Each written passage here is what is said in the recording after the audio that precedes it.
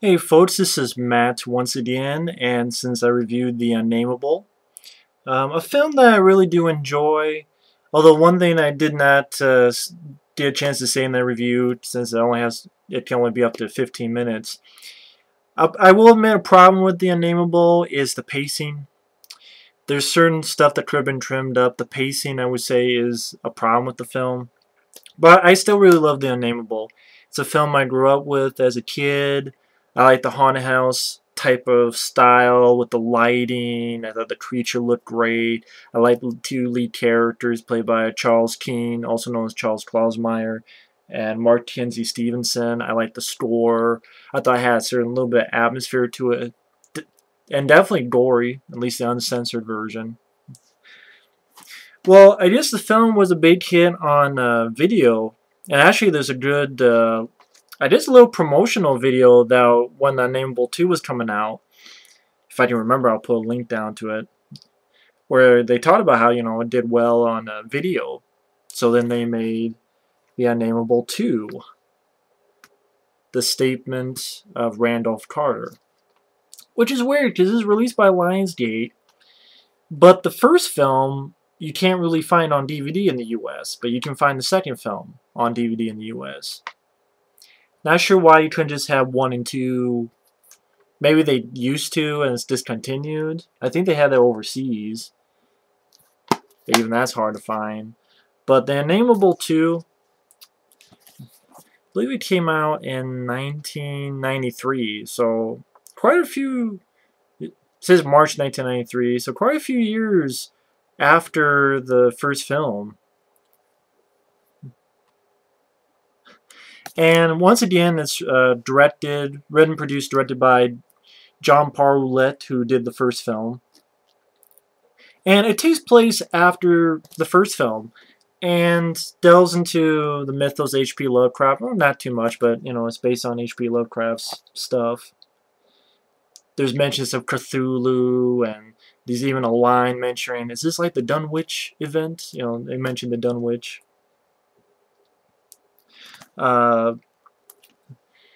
It takes place after the first film, although it doesn't link up 100%, but it does better link up than a lot of sequels, because like at the end of the first film, you have the three, you have Charles Keane, also known as Charles Clausmeyer, coming back as Howard, the sort of more innocent guy. You have Mark Kinsey Stephenson coming back as the sort of quirky, kind of scholarly Randolph Carter. And then those two and the girl were walking away, and then you had that scene, up there.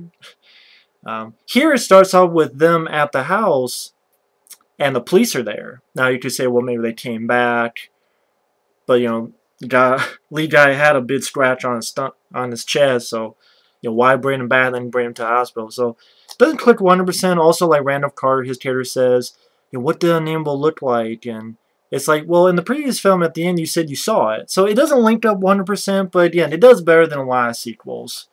Like Leprechaun sequels, they don't even link up at all. So, it does link up better than most sequels. I don't think you have the same girl playing the girl in the first film, because she's in it briefly. She's taken to the hospital. We never see her again. But it's nice that they brought back the two main characters. And while the character of Howard is in the hospital, the character of Randolph Carter has that same book they had at the end of the first film, which is a Necronomicon.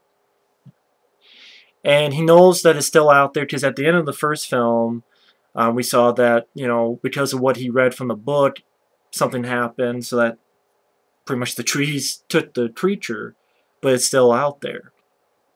It's trapped. And he wants to not only prove it, but maybe they can do more with it.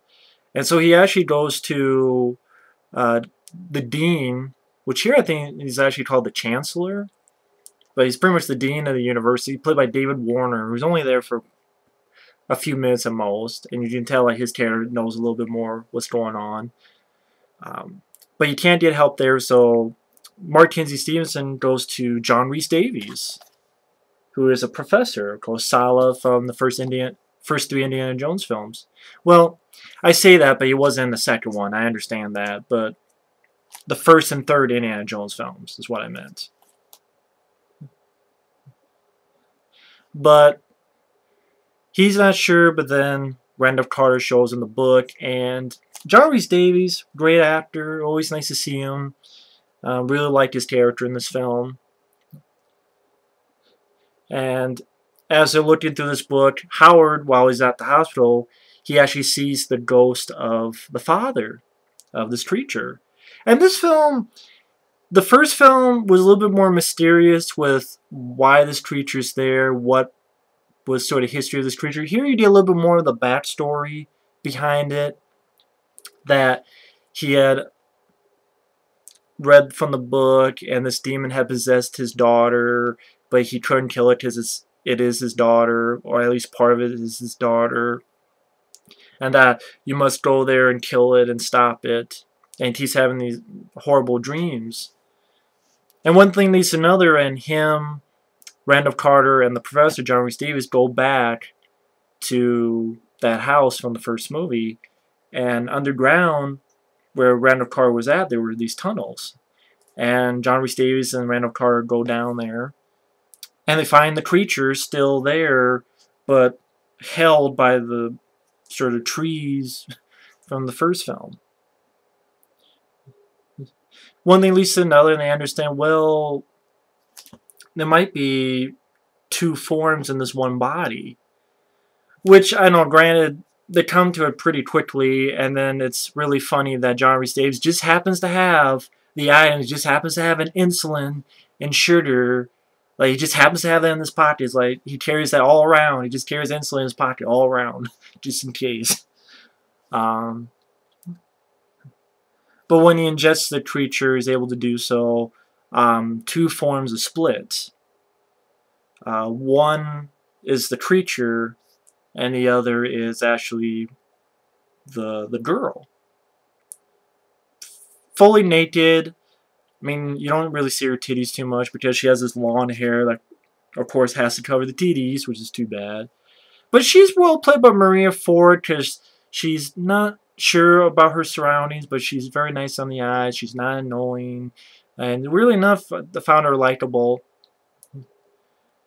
So they leave, and John Rhys-Davies is trying to patch stuff up. But of course, the creature is still there and kills John Rhys-Davies, which was a shame. And pretty much the rest of the film is this creature chasing them because the creature wants to bond with that girl again. And they've been bonded so long that the creature wants that girl again, wants the body. Hey, I can't blame it. I want the body too, but she, you know, Maria Ford was very hot. But seriously, she wants the body to form back into 2 again. And basically the creature follows wherever they go. Like, they go to their dorm to get some stuff.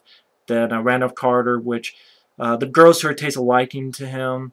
They go to this doctor, or they try to see a doctor. Then you have a finale that takes place in a library because they're trying to find the missing pages of this Necronomicon type book in order to stop the creature.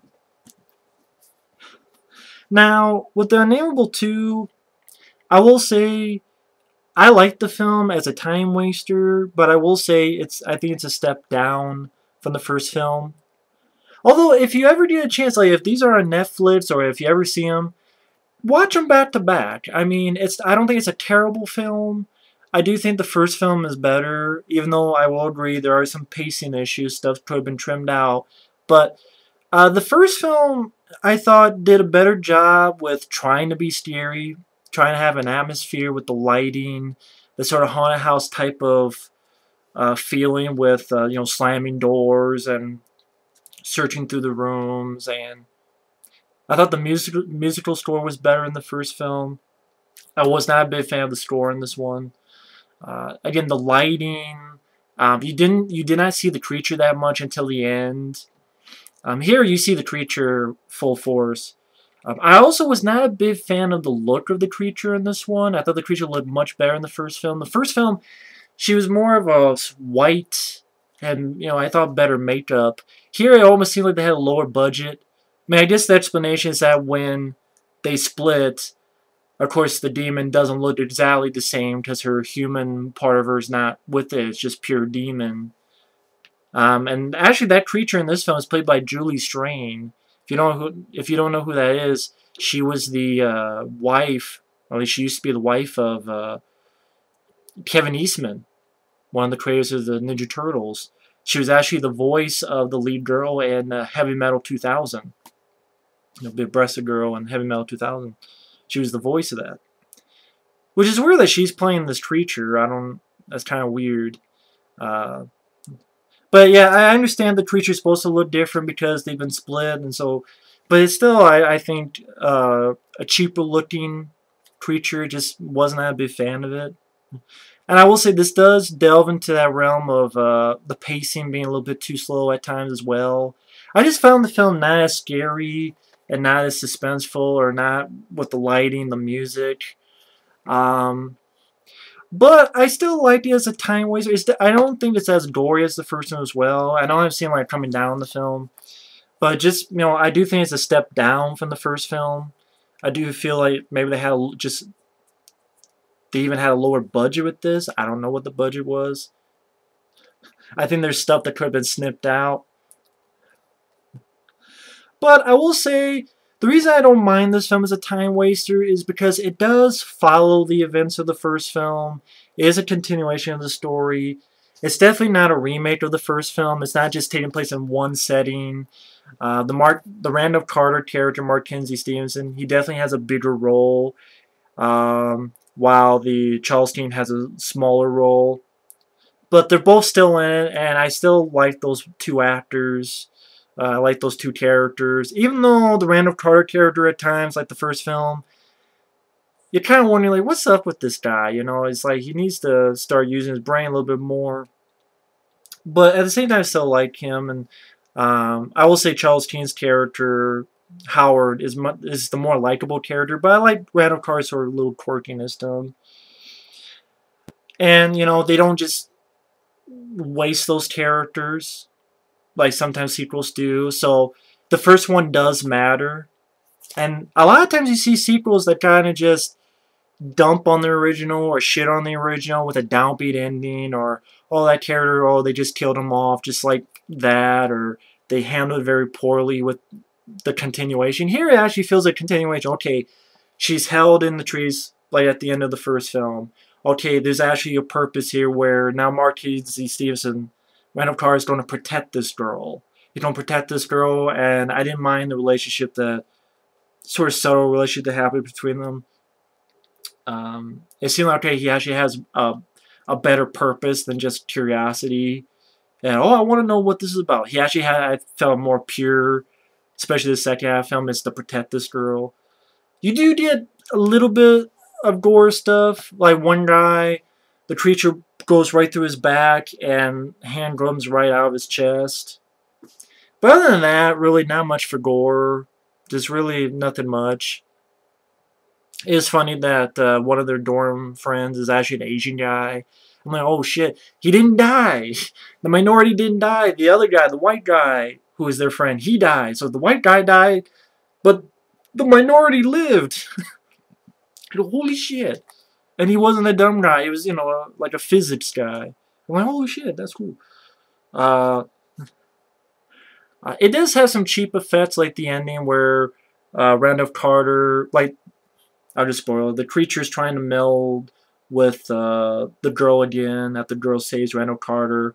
And Randolph Carter sort of pushes her out of the way, but the creature's trying to meld with her. So Randolph Carter gets like this chair and puts it in front. So the creature actually kind of melds with the chair.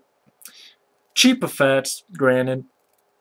But weirdly enough, I was kind of touched with the scene where I'll just, for spoiler warning, folks, I'll put it down.